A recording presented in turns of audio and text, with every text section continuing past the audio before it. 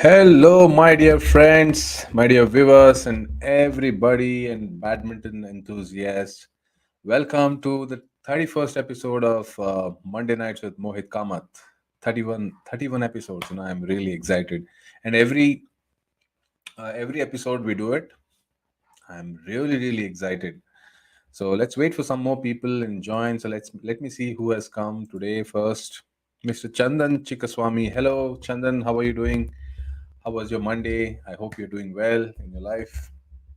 Tell me something about great things which has happened to you last week. We have Meghna Sriram. Hello, Meghna Sriram. How are you doing? It's indeed a very good evening, right? And this week, last week probably has been a fantastic day for badminton, Indian badminton. Sindhu winning the Super 500 title in Singapore. And this is a maiden title of Singapore Open. I think that should be special. So we will deep dive into this today in our episode. Stay tuned on that.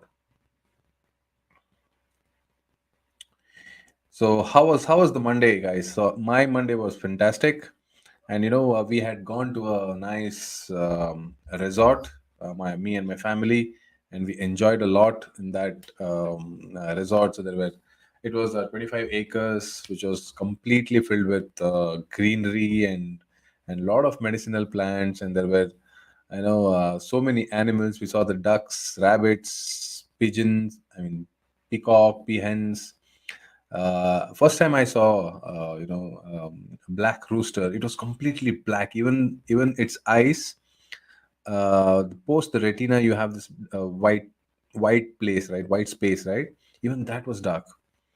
That was amazing to see. That was fantastic. So let's come back to the badminton. You know, badminton is a really trending sport right now in India, and so many people are joining badminton. I think that's a wonderful news. As I've been telling, this our sport has a lot of advantages, right? It's a 12 season sport. We can play in any season, whether it is raining, whether it is summer, whether it is winter. You can play any time. This is a family sport. All four people or five people in the family can come, and you just need two rackets and shuttles, and which is affordable, very low cost, I would say. You can do that, and especially in metro cities like Bangalore, or in India, I'm talking about in India, metro cities like Bangalore and Hyderabad, Mumbai, Chennai. There are so many badminton courts across. So I think that's also an advantage. So that's a great thing to know. So we have Tilak here. Hello, Tilak. How are you doing? You have been writing exams a lot. I know that exams are very important. So do well in that exams. So we have Sneha Bhatt. Disha, hello Disha. How are you doing? I hope everything is good on your side. I hope everyone had a fantastic Monday. Come on, so let me know what was special in your last week, and what did you guys do, and how was it? It's just a small type. You can do that.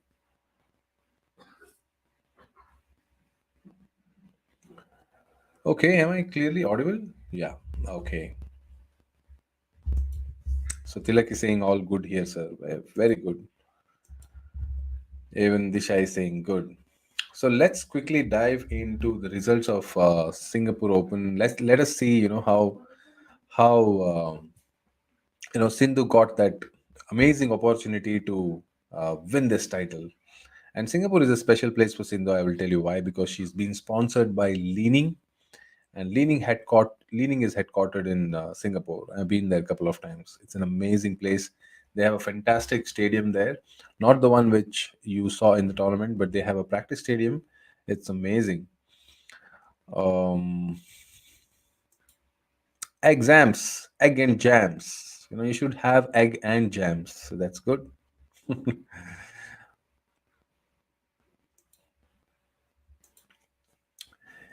Okay,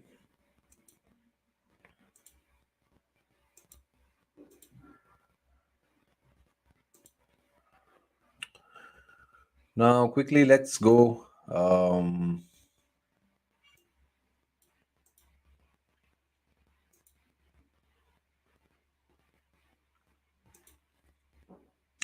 Yeah, let's directly go to the draw side. Okay, let me take up the comments.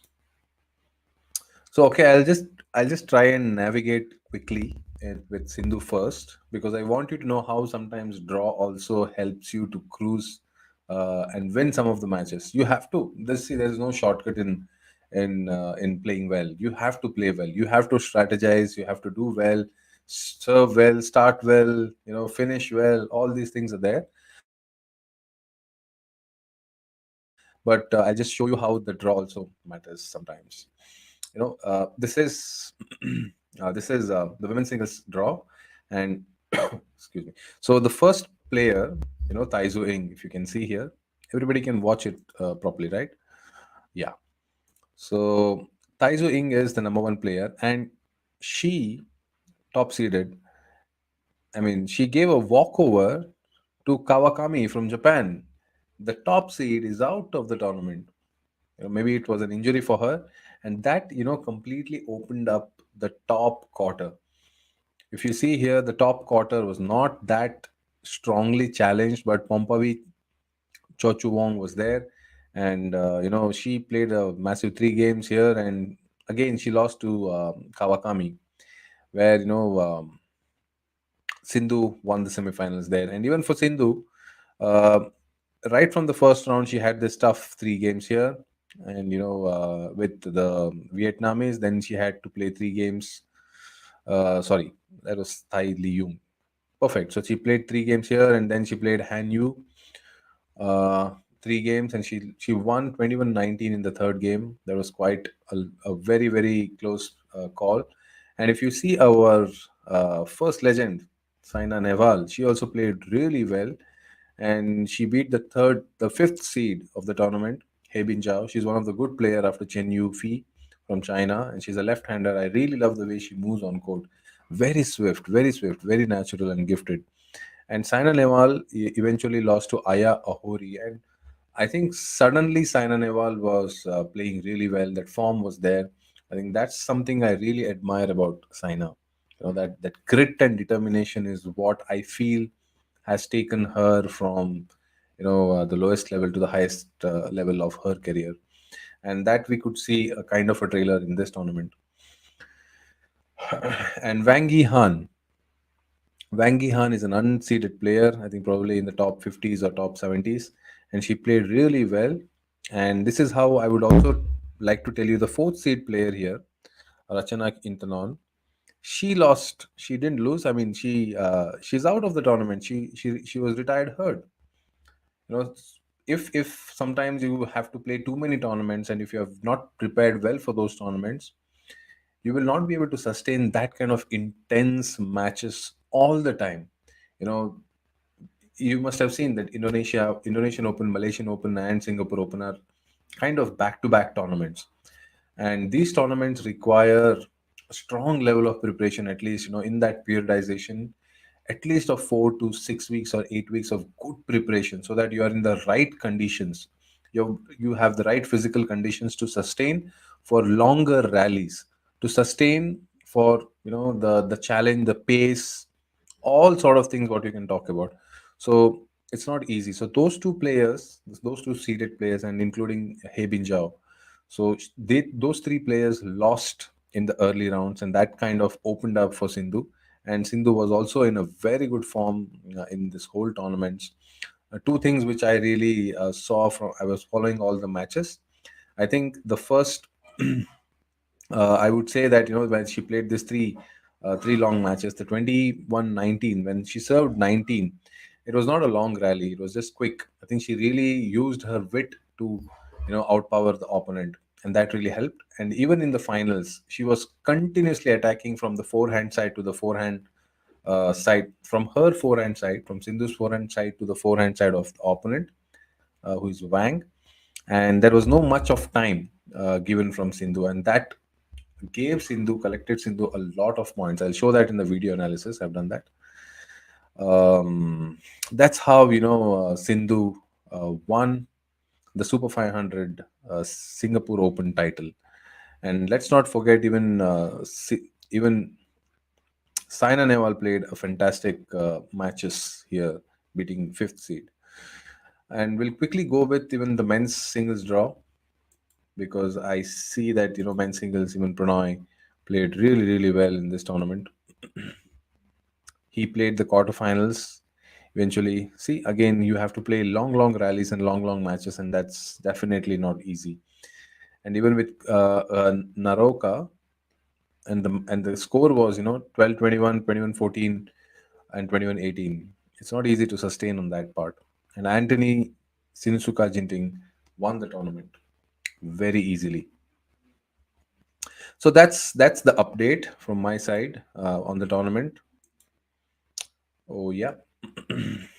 So we'll have some questions. We can take some questions and we can interact with each other. Sorry, I forgot to put my phone on silence. Okay. We have a question by Yuvraj Singh Parmar. Please let me know why Chenlong, Shiyuchi, and other Chinese top players not playing this kind of tournaments. I think Chenlong and Shiyuchi, I have not seen, especially these two players playing these tournaments for a while. I think there is see, you will have to understand that to be in that top, it's very very difficult to continuously be in that particular situation where your physical and your psychological conditions are very very at the peak of your individual level. I don't think so right now. Chenlong is this is something my personal opinion would be. When you talk about motivation, I think Chenlong, if you see, um, he has been into the top 20 or top 50. The real the struggle, I would say, or maybe you can say that, or maybe you can say the top of the tip matches starts when you are in top 50, when you start playing this super 300, 500, and 1000 tournaments. And that's where your career's trajectory will start moving forward and moving up. And when you start doing that, right, your whole motivation will be to win those tournaments, beat some good players, and constantly once you win, and you will always have that aspiration of continuously winning those tournaments, keep winning and keep winning. And beyond the point, that motivation might be little down. And this is how I see it for Chenlong and Shiyuchi. They have seen a lot, they have played a lot. I think more than a decade. I remember that 2006 Indian Open in Hyderabad. I saw Chenlong just coming out of junior circuit, and almost 2016, I would say, 2016, almost 10 years on the top, on the peak. Oh, that would really take a toll on your body.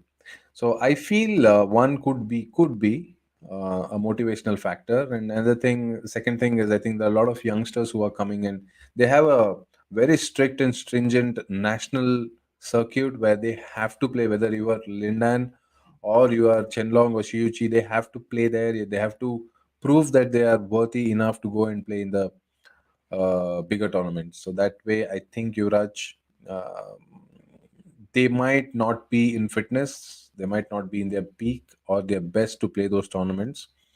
And secondly, they might not have that motivation to again go back and work so hard, which it requires to be in that shape and or form. That's a good question, Yuvraj Singh Parmar. I think I have seen you for the first time.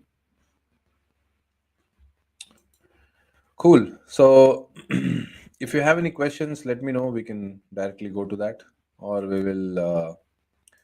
we can quickly go to the video analysis.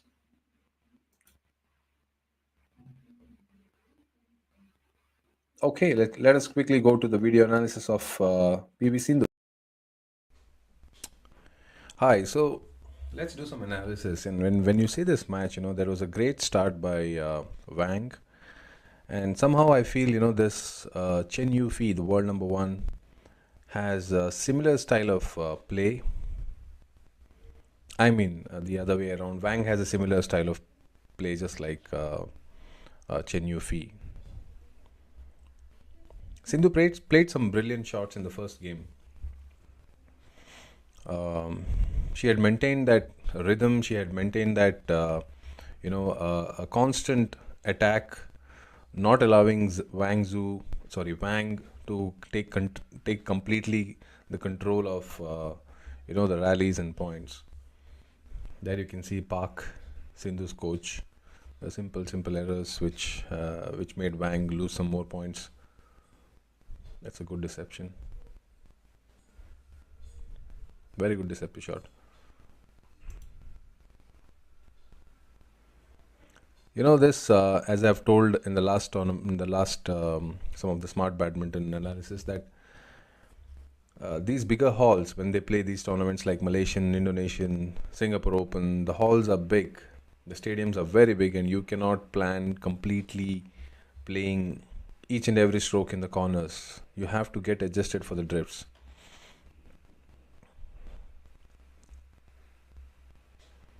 Yeah, so there are so many errors which made Wang lose so many points. Yeah, and good control. Yeah, and if you observe some of the things which Sindhu deliberately does, that is play a very flat stroke from here down towards the forehand corner. This is an angle which Sindhu usually does. You know, and I mean, if you take it from here, this is a forehand cross toss, which has very less time for Wang to react or the opponent to react.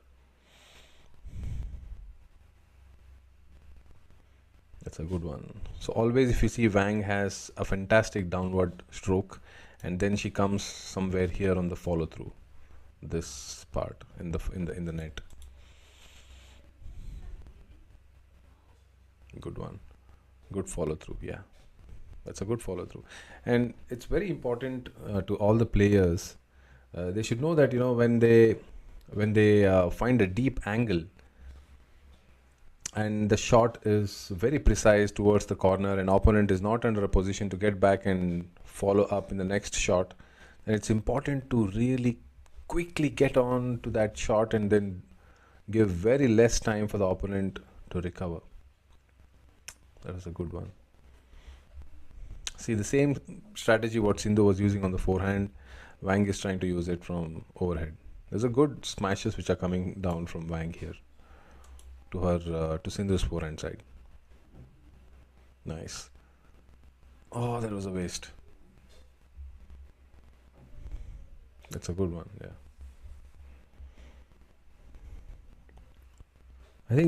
I think Park has designed a strategy to play with Wang, that there has to be some forehand steep cross shots here by Sindhu. This steep cross shots.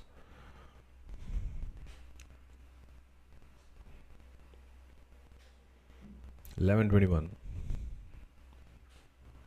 Yeah. See, so many shots down the lane. As I told you, Wang was trying to play from the other side, straight forehand shots. But here, if you see, it is going down. A simple deceptive shot, yeah, forehand. Good defense. Yeah, there you go. This is the Wang's location, favorite location. You can call it as a. That's a fantastic shot. You know, variation, attacking drop. Yeah. See this again from the forehand side. So many points Sindhu scored in that particular strategy.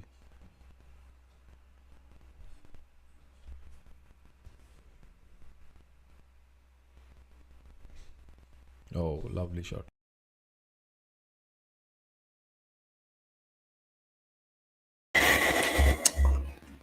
Wasn't it nice?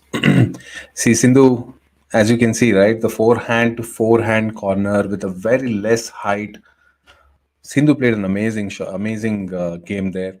And even if you observe when Wang was playing, whenever the shuttle was behind in the lobbies, she was just using a very casual, deceptive half smashes, maybe a chop smashes on the Sindhu's forehand, and was trying to convert the rally towards her backhand forward and try to play a deceptive shot towards the net or maybe in the backside. So that, it's like inviting your opponent towards the net and trying to trap them on the deep forehand or the backhand cross, so that you get that opening shot to finish the rally. A very smart, very, very, very smart strategy. Welcome, Mr. Yuvraj Parmar. Of course, you can ask as many questions you want.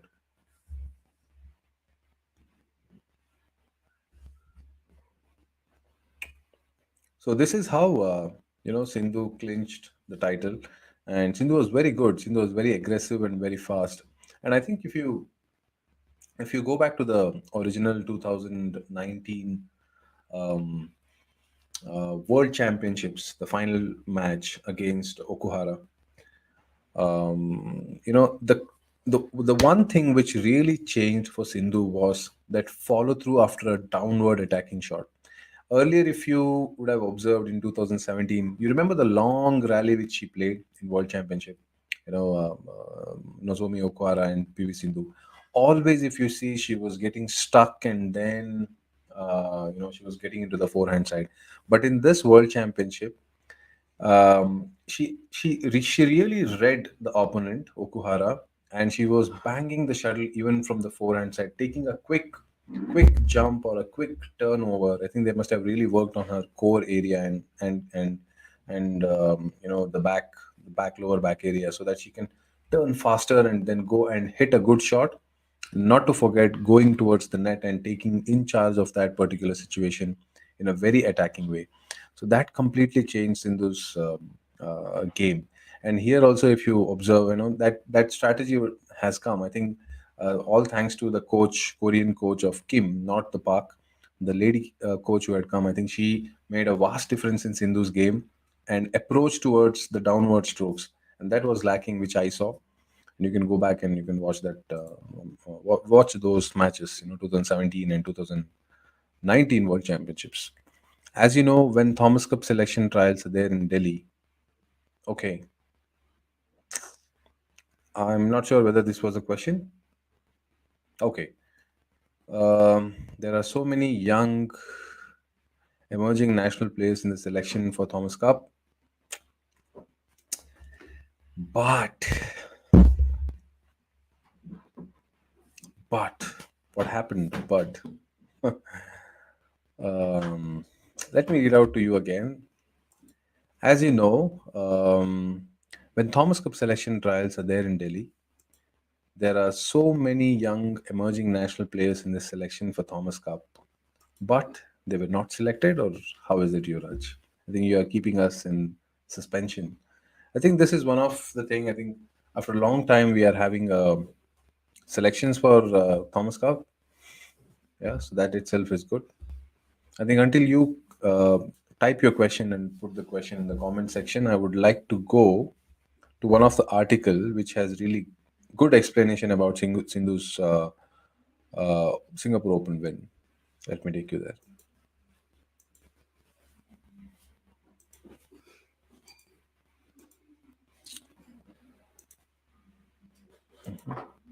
Okay.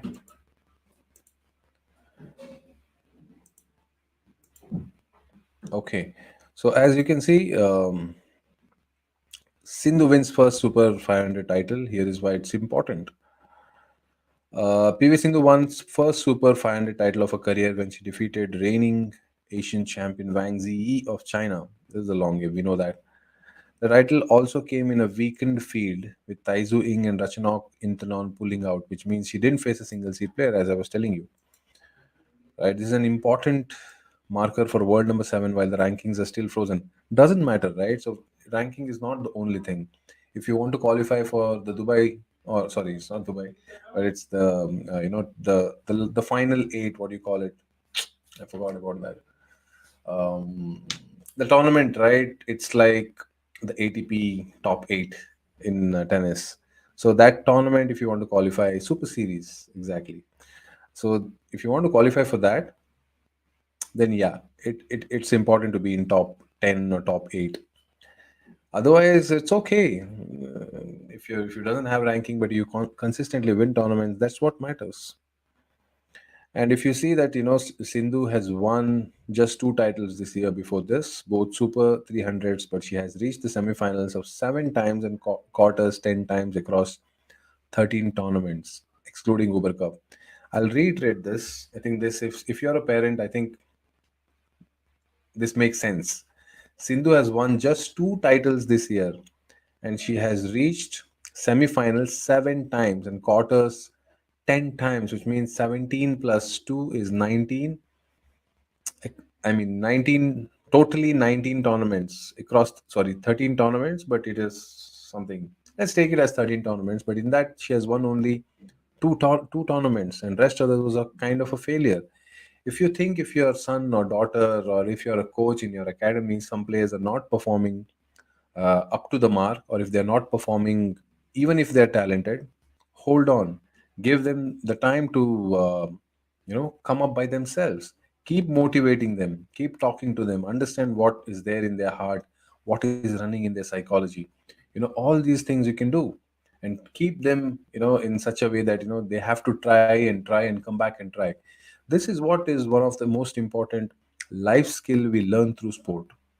It is not about failure, it is about constantly getting back. Even if you think you fail, there's nothing as failure. But when the society says that you failed in quarterfinals, you lost in semifinals, that doesn't mean that you are a failure. It doesn't mean that only if you win the tournament you're a winner. No, it's just the name there. But you will have to chase excellence. Mastery is everything, not winner and failure, or not success itself. So give the players the time, be in the circuit, and consistently play 13, 15, 20 tournaments, depending on what your body condition is. Maybe your coach will help that to design a perfect program. Maybe your trainer will also help you design a perfect program for you. Plan those things, be injury free, and enjoy the sport. That's what it matters. You can post your opinion down. With an Asian Championship bronze in the mix, and this comes right before the money stretch of 2022. Money stretch, okay. Commonwealth Games and the World Championships. To reiterate, it's all about the timing. Yes, it's all about the timing. And Sindhu says here, I'm relieved and very happy. After winning the first game, I gave her continuous points in the second, which we saw, and it was hard for me to catch up. In the third game, each point was important. See how she shifted that psychology from not kind of worrying, but she was aware that she gave that continuous points in second. It could happen even at that level, and even if it is happening in 16 or sorry, it's happening in state or nationals, it's very common. So each point was important, and she turned her mindset to each point. And after 11 mid game interval, she was coming closer. It was 9-11 at some point, even though I was leading 11-6. It was very crucial I maintained the lead. See, she was only at that particular situation. I think I've told this multiple times. Adaptation is the key. You might practice hundreds of things. You might have improved or learned hundreds of skills in badminton, but at that particular time, adapting to that situation, doing only in what is necessary at that particular point is important. So that is what Sindhu has said that. And in couple of tournaments there were hard fought matches, losing the quarters and semis. It was upsetting, of course. Champions also get upset. That's the proof. But it is very important that finally I could get this. I have crossed that level now where I have got the win. So I hope the same tempo continues. Sindhu said on her overturning run of losses. So, 27-year-old, take some time, read a day off to recharge. I just have a week, then we leave for the Commonwealth Games. But I can think I can take a day off. It's been long tour for me from Indonesia, Malaysia, and Singapore. These are the two top tournaments from the Asia. It is designed, tournaments are designed in such a way that many players come from different parts of the world, and it cannot be they come for one tournament and then fly back. If they come, it's a circuit. They play for 3 to 4 tournaments back to back, and then they go back. And I'm very very excited for the Commonwealth Games. And she also says that, I have to focus on Commonwealth Games, World Championships, which is in August, and Japan Open, and need to stay physically and mentally fit. I was telling you about this. I was telling you about this. It's important to stay physically and mentally fit. And she said, thanking her traveling team, coach, trainer, physio for keeping her injury free. And also, she says here, I also thank Mohit Kamath for giving the constant updates and creating a wonderful program called Monday Nights with Mohit. See, she is thanking me on that. Just kidding. So that's the update. Okay, so that's the update from Sindhu herself. Okay, let's go to comments. Um, yeah, so we'll take down another two questions. I'll be here for another 5 more minutes. If you have any questions, please let me know. Okay, so we have a question from Yuraj. As you know, when Thomas Cup selection trials are there in Delhi, there are so many young emerging national players in this selection for Thomas Cup. But, and here we have the question, but only Priyanshu Rajawat were selected for the Indian team. We know he is good player. Is this justice for all the players for only one tournament decide to play for India? There are so many players that are to beat Priyanshu like Mithun Manjunath, Sai Praneeth, and so many others.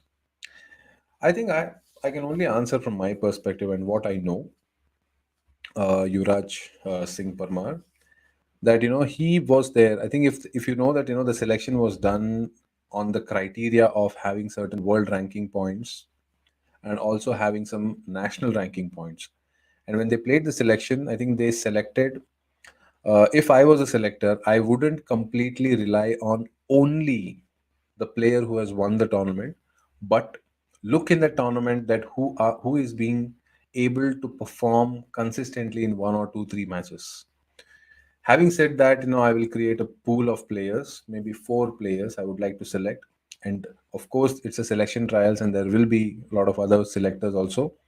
And based on my feedback and suggestions, I would put across and other selection, the whole selection committee will decide in such a way that what is good for Indian badminton. It cannot be. I know why you have asked this question. It cannot be a situation where the player can be has to be from one particular academy or has to be from one particular thing or club or however it is. It cannot happen because India, we need to focus as one team, as our country. What works best for us matters a lot. Sometimes if you think if like Commonwealth Games or maybe Asian Championships, we cannot only say that who has the world ranking points or national ranking points, they have to be directly selected. No, we will have to think in such a way that who can deliver the best in that tournament. We need a senior. Sometimes we need a senior who is much more experienced, like we know Shrikant Kidambi, how he delivered in Thomas Cup, right?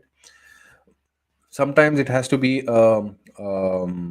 exposure for young people so that we create a next set of players who are ready in case if the top senior players couldn't perform or maybe suddenly fell sick or maybe they are on the verge of retirement, and then give this so that the next set of players are ready for our for our country's battle to take that next level of competition for them. There has to be a lot of different perspectives to be looked upon, not just going on ranking and performance itself. So many strategic plays has to be done. I think based on that, I would say that he must have been selected. So yes, we have not only Mithun Manjunath, we have a lot of other players too. Mithun Manjunath really played well recently in this I think Singapore Open. He beat Shrikant Kidambi, and that was a fantastic result for him. Absolutely no doubt in that. So here was my perspective, Mr. Yuvraj. Thank you for that wonderful question. It really brought some perspective out of me in this. So you can give your perspective also here. So, hi Sampath, Sagar, good evening, and congratulations to PV Sindhu on the big win. Proud moment for Indians. Indians.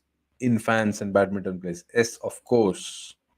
So I'll be taking a last question and let's wind up this Monday because I'm hoping that all of you will have a wonderful week ahead. There we go. We have our star questionnaire guy who questions and who is very active on our show. Sarvesh Pandey, sir, what's your prediction for Commonwealth game badminton for India? My prediction is 6 medals. Lakshya, Srikanth, Sindhu, Satvik Sairaj, Teresa Gayatri, and mixed team. Yes, I think we have an advantage on the mixed team, but don't forget then Malaysians are also good. But we have an upper hand in terms of on paper, I would say, because we have better ranked players. And Teresa Gayatri, they have been in preparation. If you remember, they have not played this tournaments. I think they are prepared really well. We have Satvik and Chirag. They are in their, I think, the best peak and their best form in their whole career. I think we have them. Sindhu, of course, we know that. Srikanth and Laksh also have. We have recently seen them deliver in the Thomas Cup, and I think that might continue. Yes, I think we can have 6 medals. For me, it's difficult to predict, but yeah, I would like to keep it very realistic, Sarvesh.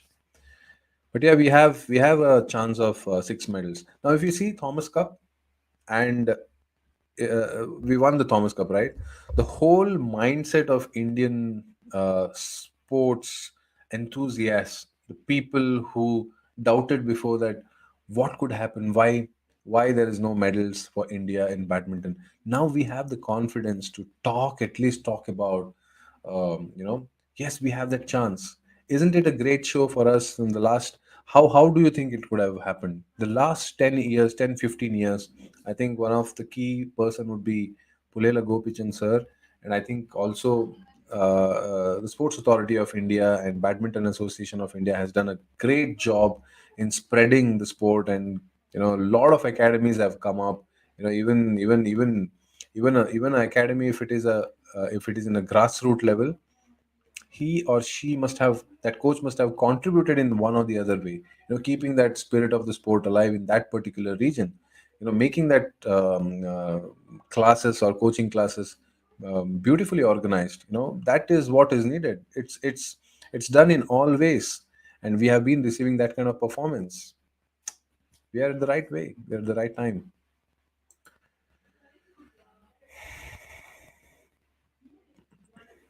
So that's how I see it. I think really we will have to see that Commonwealth game, and I would like to share this one thing to you. Commonwealth Games, Olympic Games is the time where I really enjoy with my family, my mother, my father, my sister. Used to be, she's married now, and recently my wife. We all sit together, and my favorite sport. Don't hate me for this, but my favorite sport is clean and jerk. The weightlifting, the clean and jerk. What the sport, what it is, they come, they are very hefty, and they lift this weight, and the way they lift, and there is kind of an adrenaline which we get, and if you win the medal, and that's like wow. And this is how you have to enjoy the sport. Maybe you are not playing, but you can enjoy the sport. And Commonwealth Games, there are so many other sport which is really nice. Pole vault is a very dangerous sport, but I really love that they run, they take the pole, and they jump. Yeah, some of you who are youngsters, who are maybe you must have taken the pole and jumped to somebody's building, right? I know that. So, sir, we will get a walkover from Pakistan in mixed team badminton because they won't play because of lack of money. This is something sad, right? I always feel that music and sports should never indulge in politics, or the other way around. Politics should never get into sports and music, because music and sport, art, art, all these things itself is a separate entity, itself is a separate experience for human beings. You cannot put politics into that.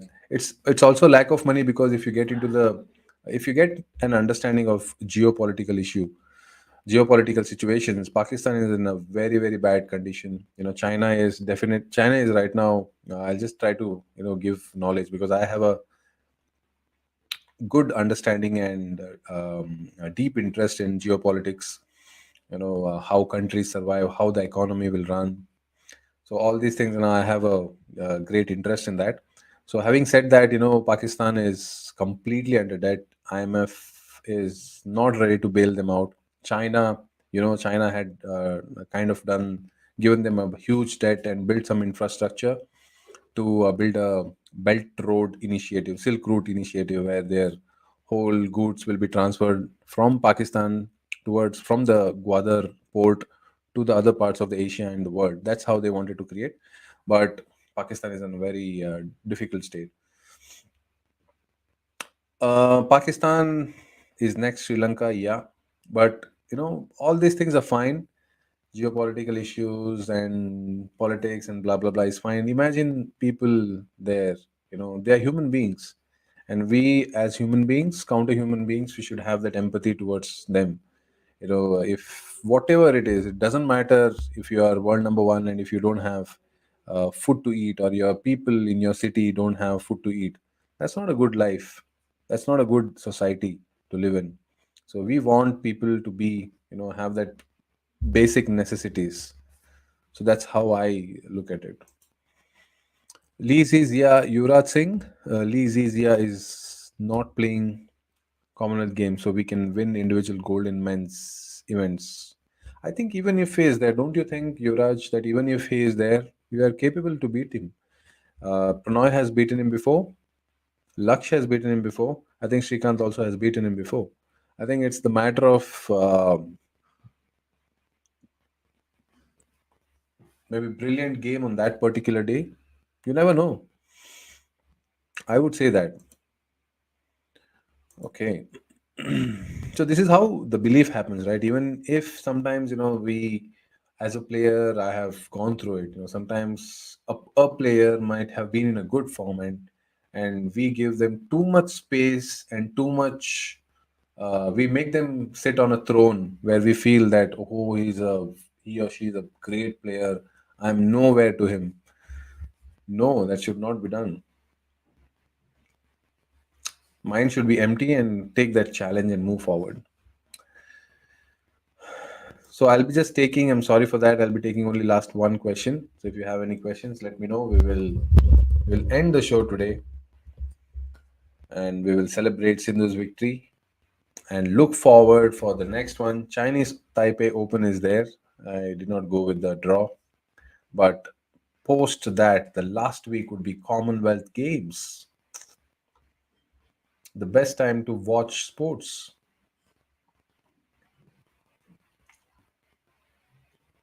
Okay, so here we go. Thank you so much, everybody, for coming. I think we have 4 likes.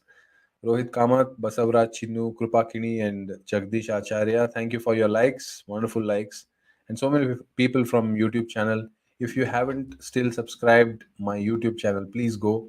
And I've got a mail saying that I have crossed 300 subscribers. I feel so proud and happy. I'm not here for subscribers only, but that'll motivate me to dig in and provide more content to you guys.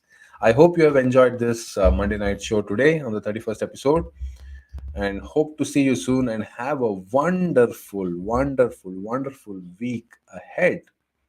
Thank you so much for attending. Until the next episode, see you. Bye.